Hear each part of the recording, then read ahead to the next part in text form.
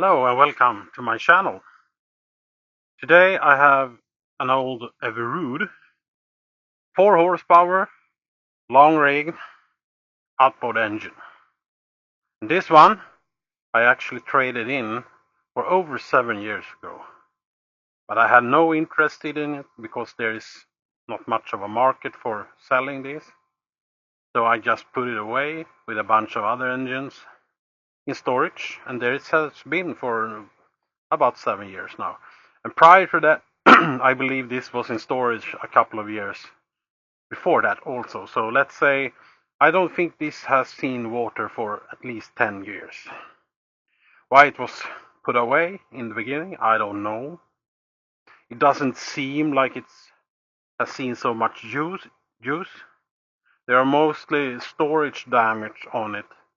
It's not so much use damage like the prop and the rig. It doesn't seem to have any kind of major signs of use. So I believe it has low hours.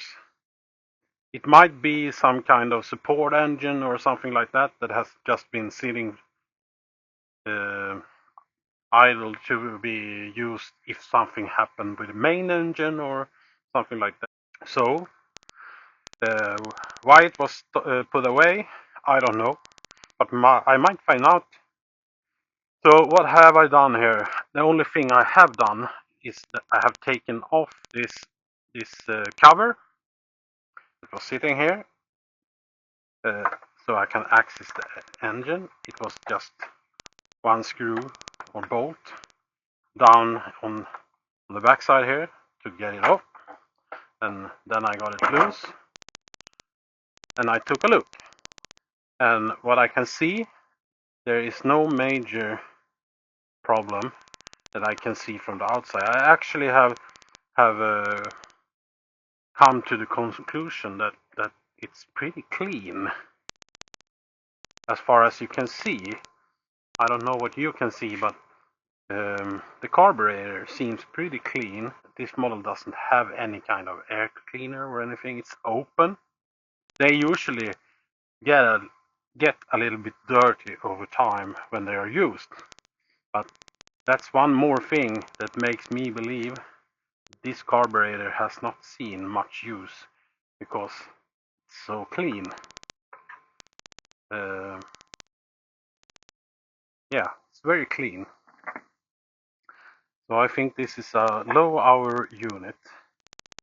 It's a 2-cylinder one. You have cylinder 1 and 2 back here.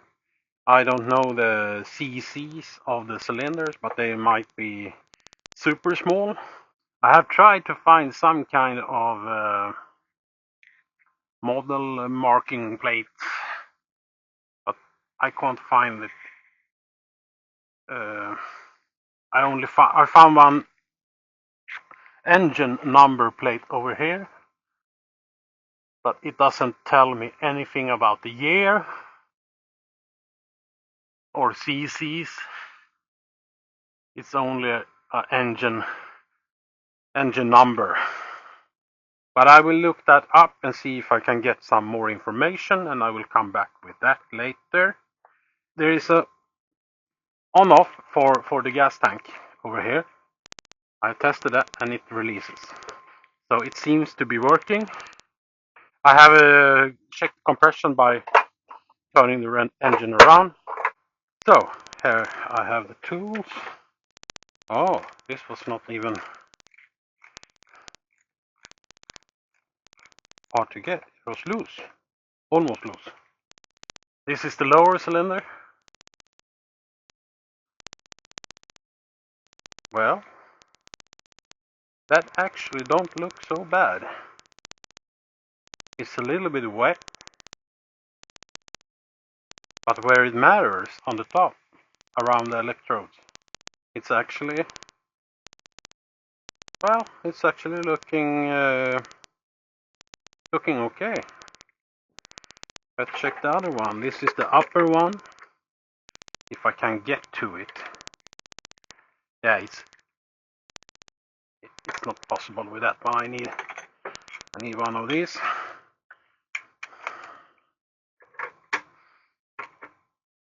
this one, yeah, it was a little bit harder.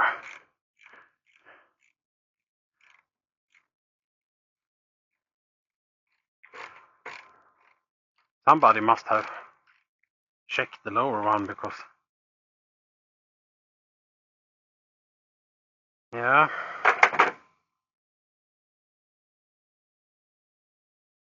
It looks okay. It's not as fine as the other one. It actually has some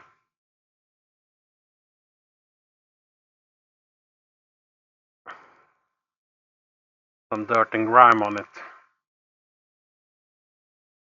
But as the other one, where it counts around the electrodes there, it's actually looking okay.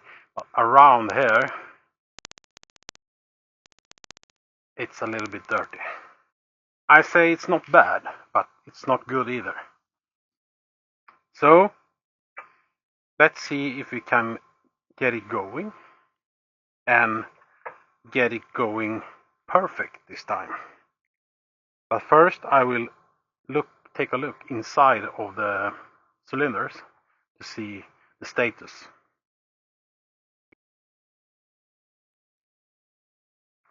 So here I have my boroscope. Now we will see if I can see anything. Yes, here we go. Actually,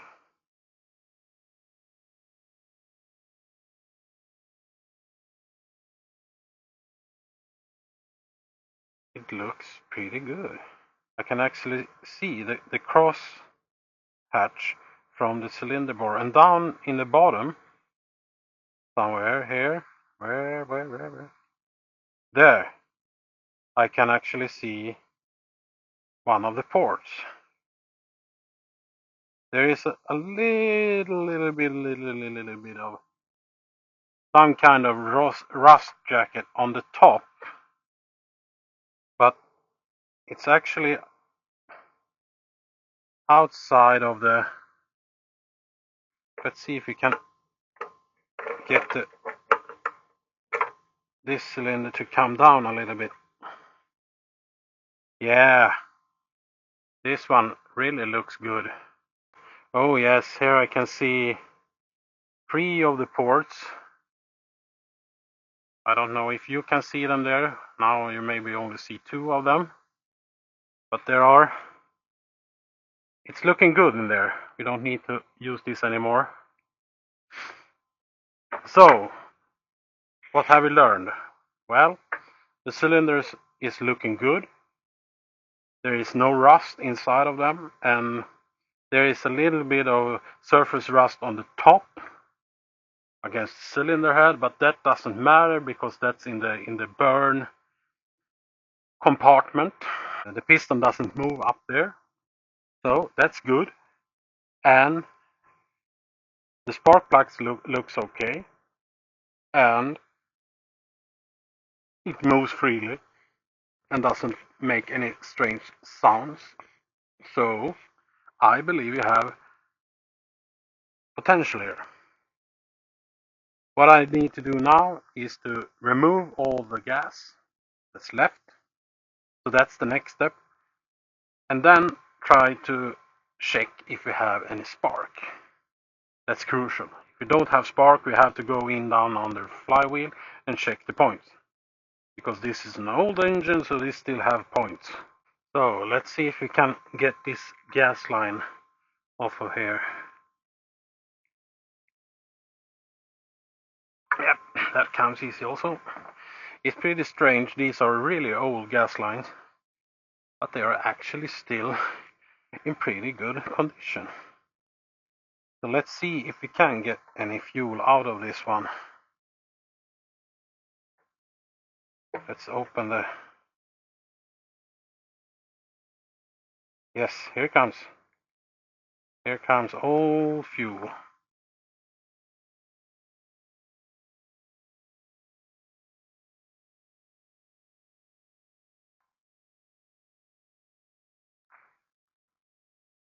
There actually was some in it.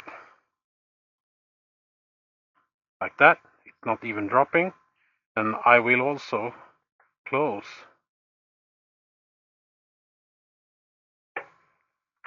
this one. But looking at the gas,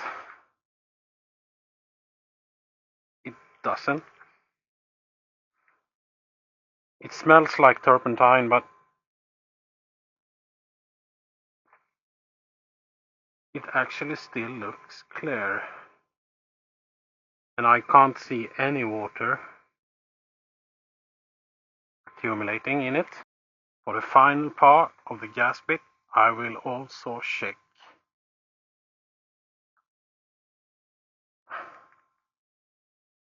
the bottom of the tank. Oh, it's super clean in here. It's white, nice white. There's nothing else. And it's 99.9% emptied. And that's also good. So we reached the goal there. But there is still some fumes. So I will put the gas cap back. And I will also close the ventilation. So I don't need to be unnecessary smelling the fumes in here. I will see if I can try to get this center cap here back in place. No, that was not right. Now it's not releasing. Now it's releasing all wrong. And there went the spring. So that was pretty exciting. That will actually turn around my repair order some, because I need to have a working spring. But the spring is skipping. So that's it for that spring. It needs to be taken care of.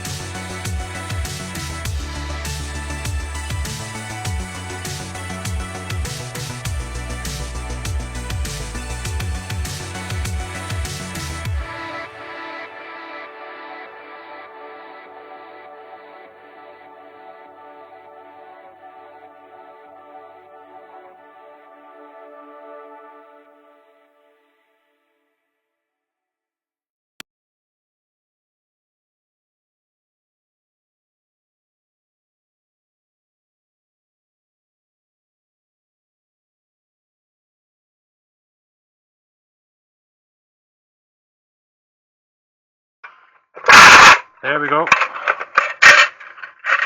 That's the spring shooting out like that because the bolt is out. I shouldn't have been loosened this center bolt over here because that's holding the let's call it the drag wheel in place. So I will soon fix that one. Now I have put back the spring and I put back the screw up here, and I'm sure there are 100 ways that are better than mine of doing this. As I said, there are probably 100 methods of doing this, but this was the most efficient method that I could find out to do it, because winding the spring and trying to put it back in one piece already wind, that's pretty much impossible in my mind anyway.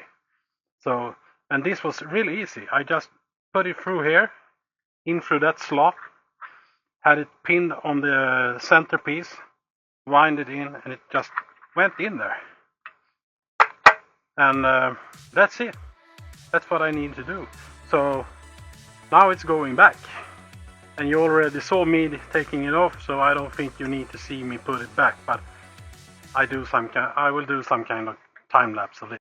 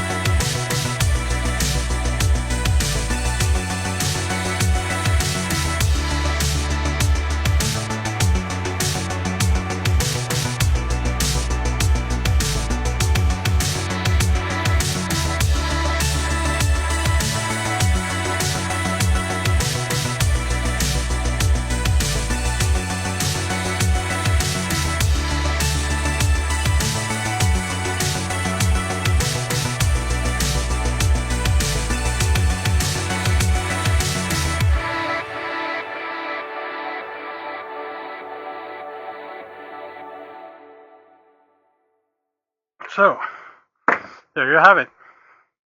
Now it's back together. And working just fine. So, now I will go to the next step. I will rig up so we can test for spark. I hope you will be able to see this. I have rigged up this one, and I will try it now. And yes, there is a spark. And that's the upper one. It shows spark. So now that we know that spark plug is working, we're not going to take any chances. We move that spark plug to the other one before we start testing Then we put the other back there. Then we put this on. Since we could make contact before, it should be able, but I can't see any spark on this one.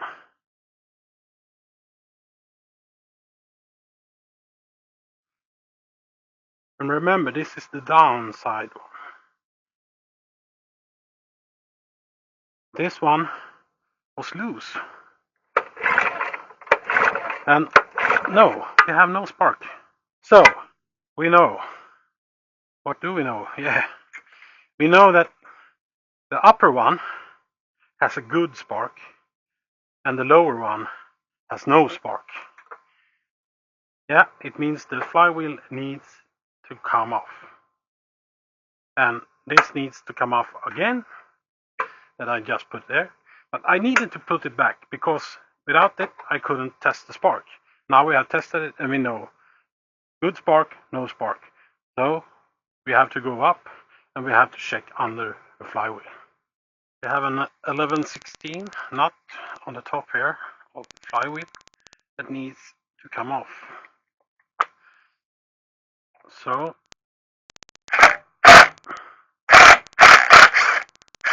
there we go. Ordinary nut. So I need to get myself a little bit of leverage and hammerage. Just bear with me a little bit and I will look for the right tools here. There we have the hammerage. Then I need some leverage. Here we are.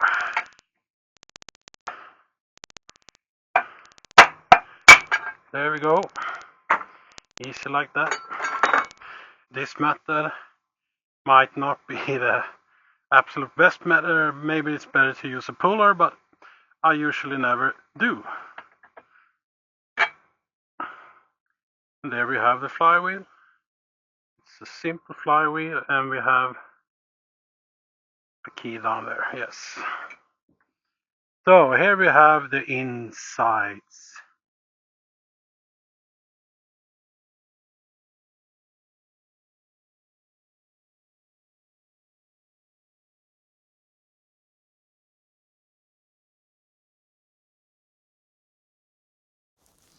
Okay, this is where I lost my microphone, so I have to do this as a voiceover. So what I'm doing here is I'm measuring different components. I measured leads leading up to the coils, and there was no problem there. And I'm also measuring the coils, the primary and the secondary linings, and I couldn't find any problem there. And I also measure the capacitors, and they were working just fine. They had the right resistance going up and the right voltage discharging, so no problem there either. And I also measured the points, and they were, as it seemed, they were working fine. But after I have done a little bit more investigating, I found out that there is actually a problem with the points, and it's not the points themselves, because the problem was that there was a lot of grime. I believe it was two-stroke oil or something on the joint of the points, and that made contact there. So there were actually current creeping over the joints. So I ended up cleaning them, and after that the points were no longer leading current anywhere but to the points. So that was actually the problem here. now I'm measuring and just finding out. In the end here of this clip, we will see me testing the spark again, and you can't see it on the video, but both spark plugs are sparking, but you can only see one of them sparking due to the one of the spark plugs is turned in the wrong direction. So I can see it sparking, but on the video it doesn't show up really. But I can tell you they are both sparking as they should. I'm just wrapping this up here. I'm doing some final measurements. I don't know exactly how long this clip is, so that's why I'm rambling here. But here it's coming.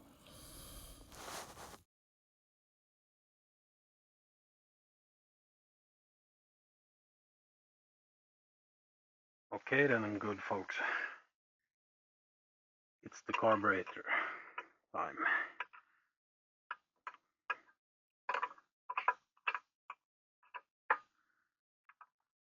These carburetors are actually very easy. Consist of 2 bolts holding it in place. That's all. Usually outboard carburetors are pretty simple to work with because they are mounted in a very simple way. You see, like that? That's all. 2 nuts like that. The gas, not the gas, the throttle mechanism is mounted on the carburetor and it's just pushed like this. So there is nothing, no leads, no wires, nothing. The only thing to check here is that the gasket, this gasket,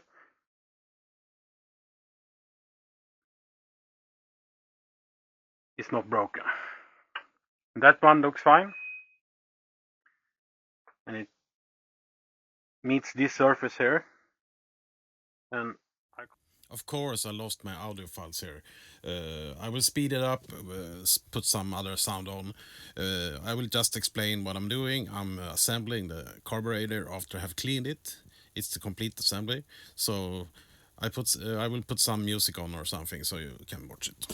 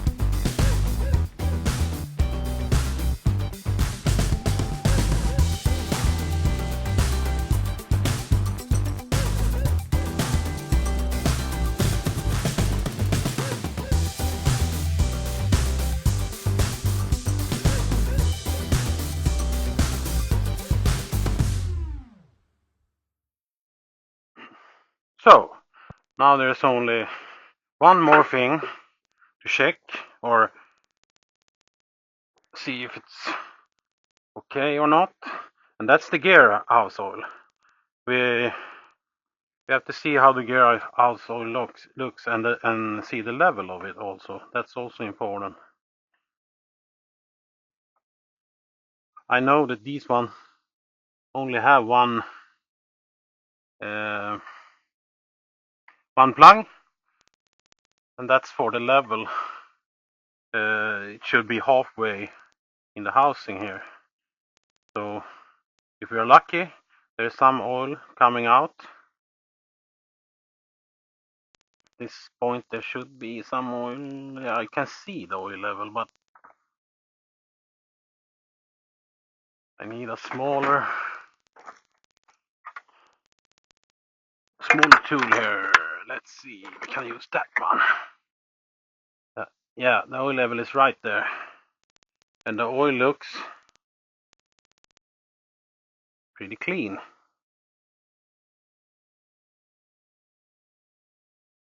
It's a little bit dirty, but not much.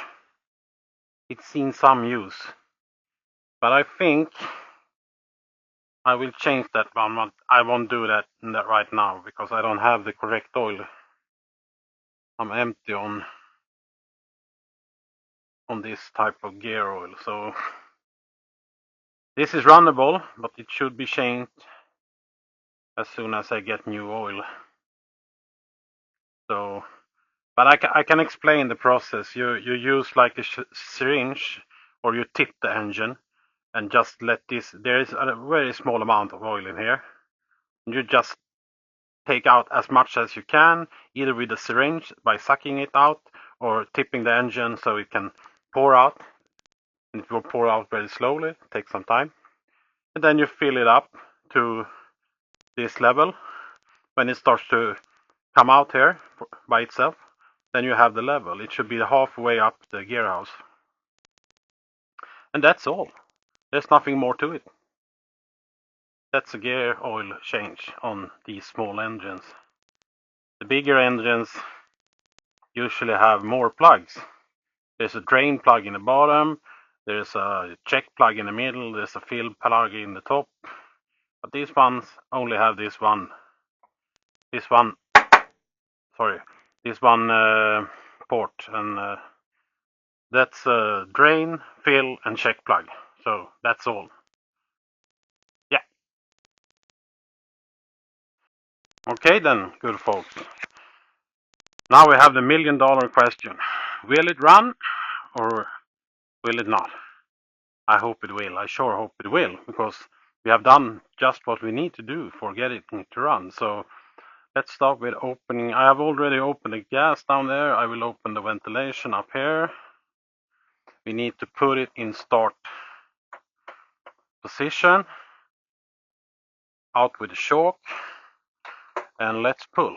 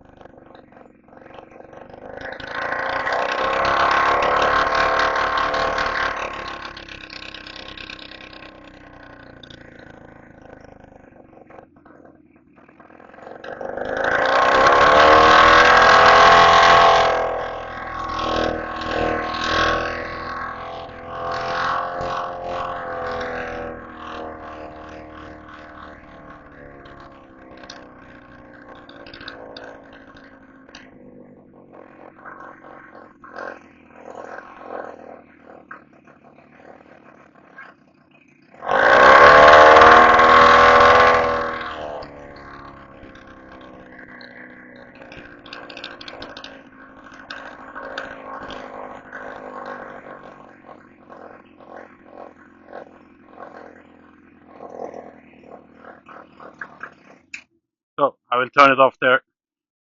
I won't run it too long. I don't want it to get hot. And I only have some oil on the impeller. I don't have any water here, so just some oil just to not damage the impeller. That's all I have on it. So, but it goes fine. It's still cold, but it already started to go without shock, and I could find some idle also. So that's a success. So there you have it, good folks. A mid-80s, 4 horsepower, Evinrude OMC in good working condition. And that's all I have for this episode. So see you on the next one. Thank you for watching.